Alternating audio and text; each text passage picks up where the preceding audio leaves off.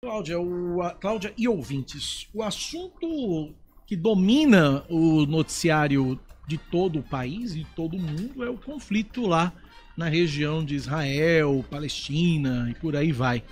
E a gente vai tentar entender um pouco desse conflito que acontece, essa confusão toda. A gente está recebendo aqui a professora Leila Bijos, conversa com a gente a partir de agora. Professora, seja bem-vinda à Rádio Band News FM, que satisfação conhecê-la.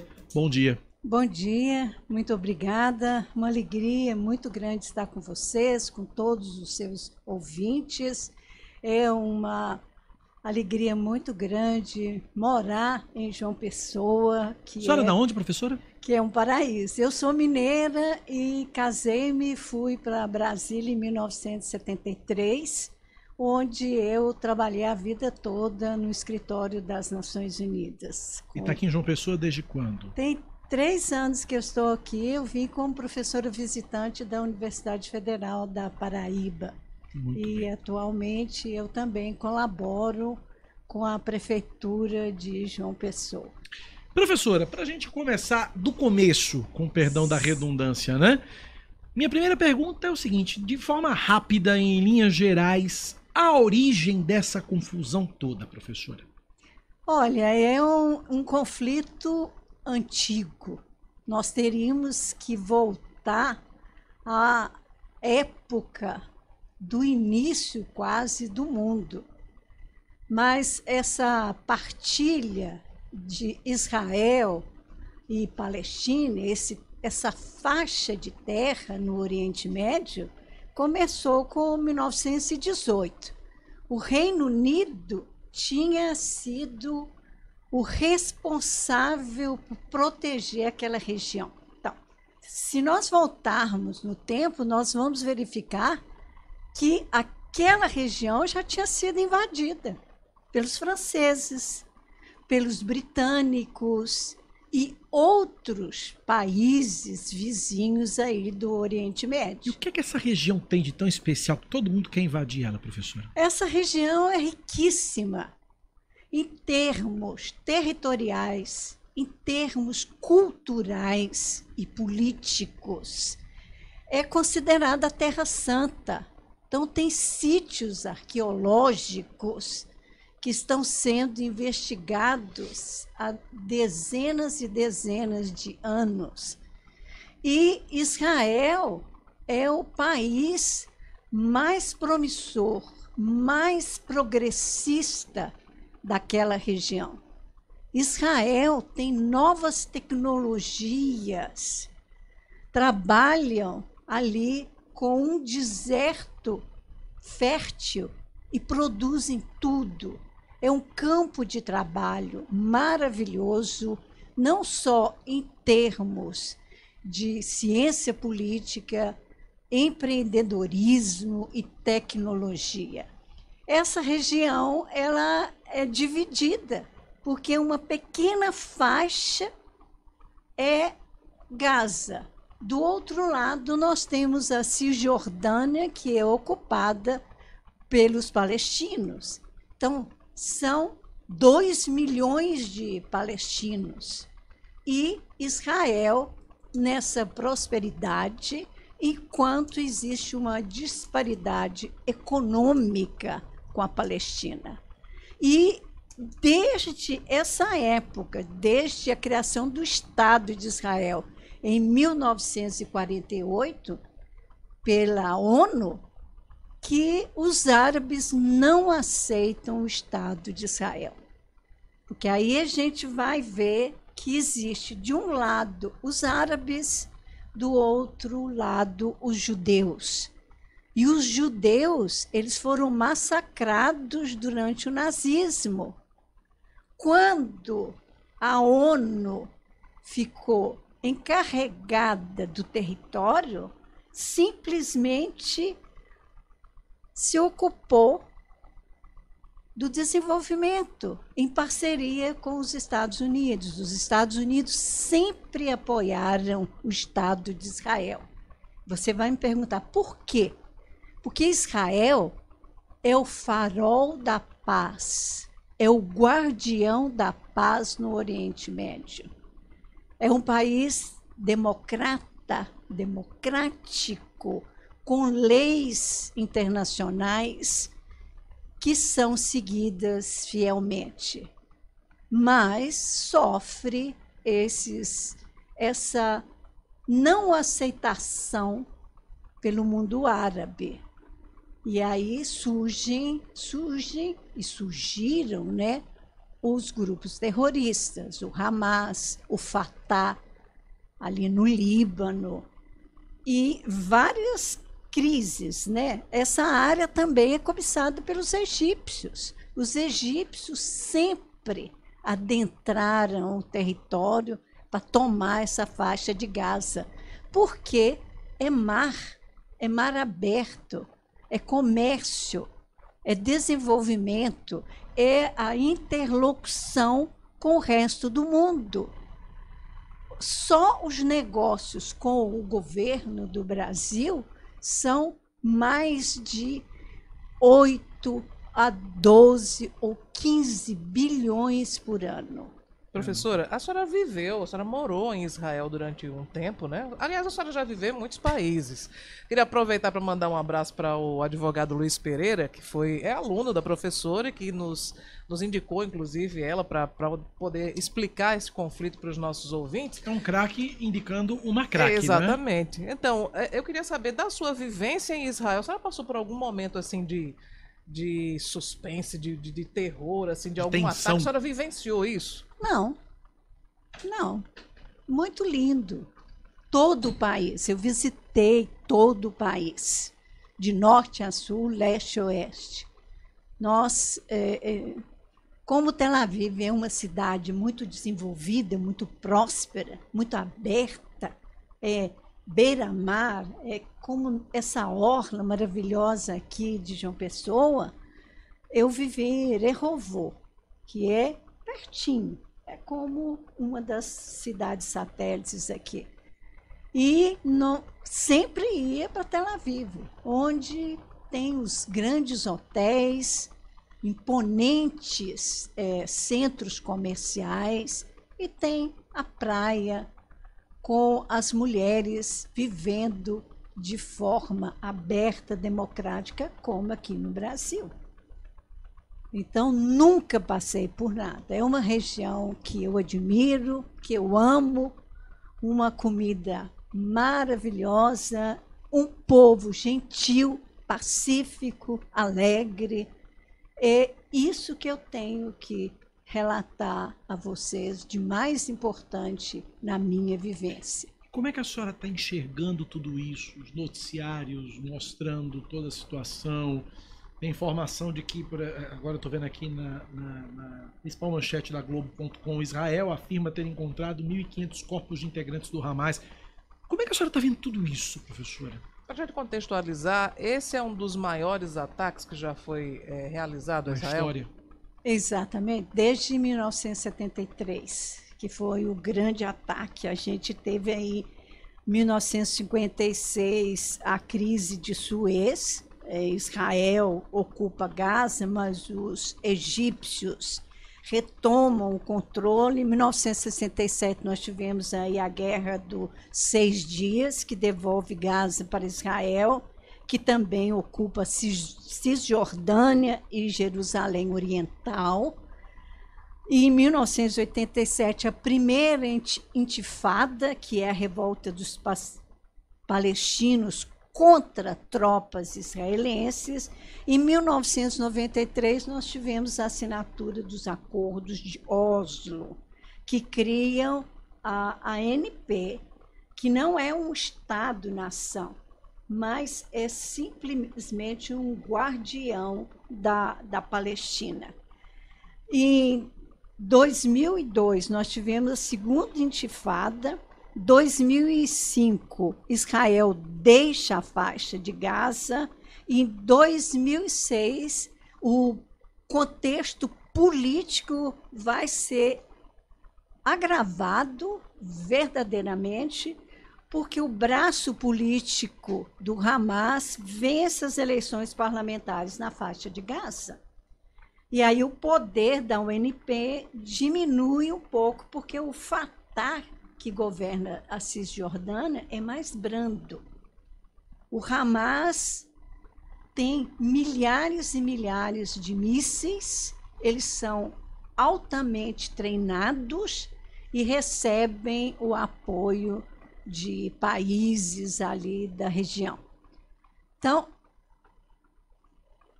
a sua pergunta, houve falha no sistema de segurança de Israel.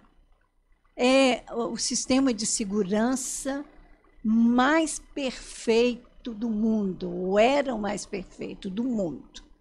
E eles não detectaram a entrada dos terroristas por terra, ar e mar.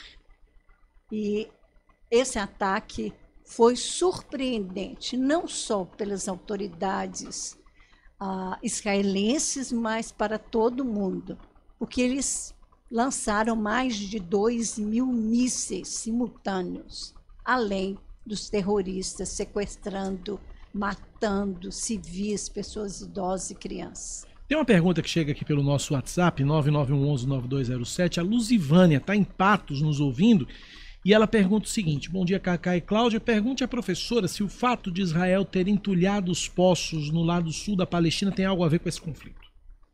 Não, absolutamente nada.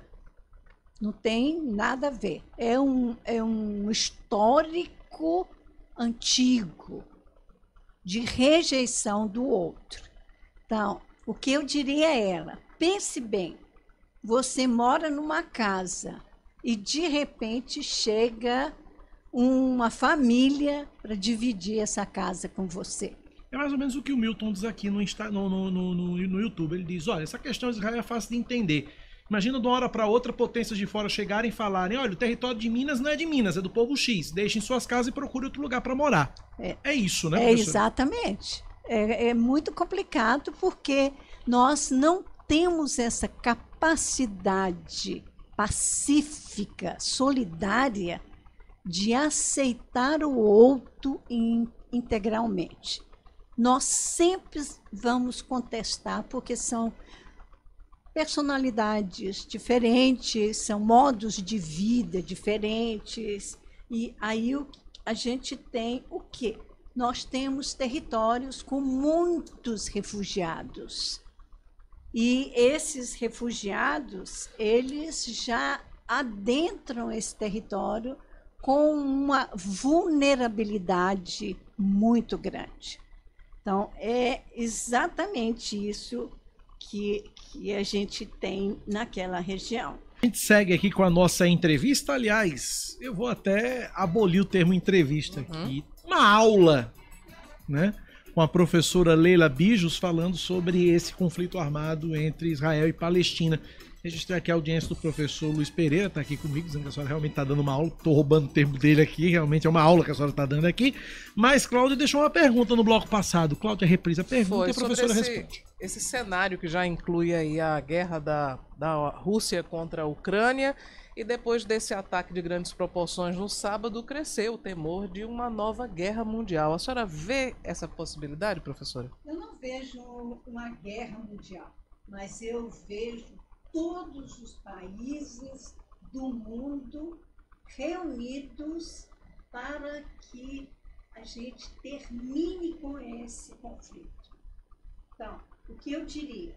Basta de sangue, basta de lágrimas, basta de ódio. A violência como método de negociação é condenada. Nós temos que trabalhar pela paz, pela solidariedade, pelo desenvolvimento do ser humano. Então, temos que manter os acordos de Oslo e temos que manter o direito internacional, direito humanitário, para que o mundo viva em paz. Os Estados Unidos realmente estão se mobilizando e enviando tropas, armamentos, submarinos, porque é o mesmo contexto que os Estados Unidos viveram com o 11 de setembro. que foi um choque para um país desenvolvido norte-americano receber ataques terroristas simultâneos que destruíram as Torres Gêmeas, mataram milhares de pessoas e também atacaram outros estados norte-americanos. É o mesmo contexto de Israel. Israel falhou na sua defesa, falhou nessa prospecção de entrada desses terroristas. Mas eu não acredito numa guerra mundial. A União Europeia está se mobilizando também para ajudar Israel. Vários países, como França, Reino Unido, Alemanha, e a Comissão Europeia está cortando todo o financiamento à Palestina. A Palestina é pobre. A Palestina vive em desespero porque não tem o mesmo desenvolvimento e nem a capacidade de emprego que tem em Israel. Tem uma pergunta de um ouvinte aqui que quer saber o seguinte: se todos os acordos para a instituição do Estado de Israel se foram cumpridos. E eu queria fazer uma outra pergunta a respeito, porque a gente fala, professora, sobre grupos extremistas, e há uma tendência das pessoas de acharem que todo palestino é terrorista. Existe também uma ideia pejorativa, um estereótipo que cerca o povo palestino, que reivindica também, enfim, eles têm uma causa, eles defendem uma causa, mas há grupos que, claro, que extrapolam todo o limite da razoabilidade das causas, das questões humanitárias. Então eu queria que a senhora falasse, por favor, responda ao nosso ouvinte e também falasse sobre esse conceito o preconceito, na verdade, que existe em relação aos palestinos. Os acordos, foram vários os acordos de Oslo, assinado aí em 1993. Por que foram assinados esses acordos? Criam essa Autoridade Nacional Palestina. Dá direitos aos palestinos, inclusive como observadores permanentes no Conselho de Segurança das Nações Unidas. Então, não houve uma rejeição, houve uma aceitação. Foi o que eu ressaltei, nós temos que aceitar o outro com as suas diferenças, com as suas requisições, com seus sonhos. E isso foi o que aconteceu. Israel tinha o seu território e tinha que conviver com os palestinos. E muitos palestinos, são centenas e centenas que trabalham em Israel. E a gente vê os palestinos felizes ali.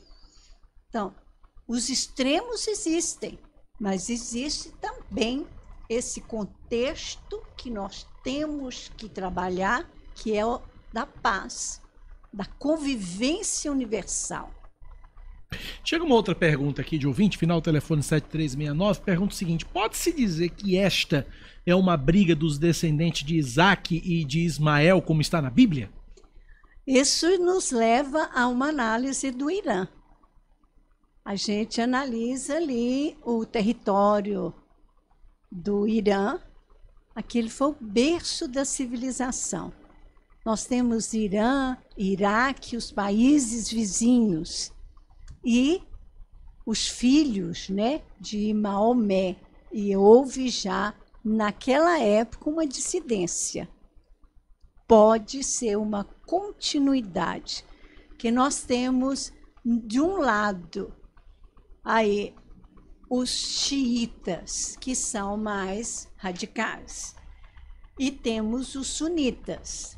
Quando eu falo do Irã, eu falo com muito carinho, porque eu estive lá já 2 vezes. É o berço da civilização ali. Nós temos uma história belíssima no Irã.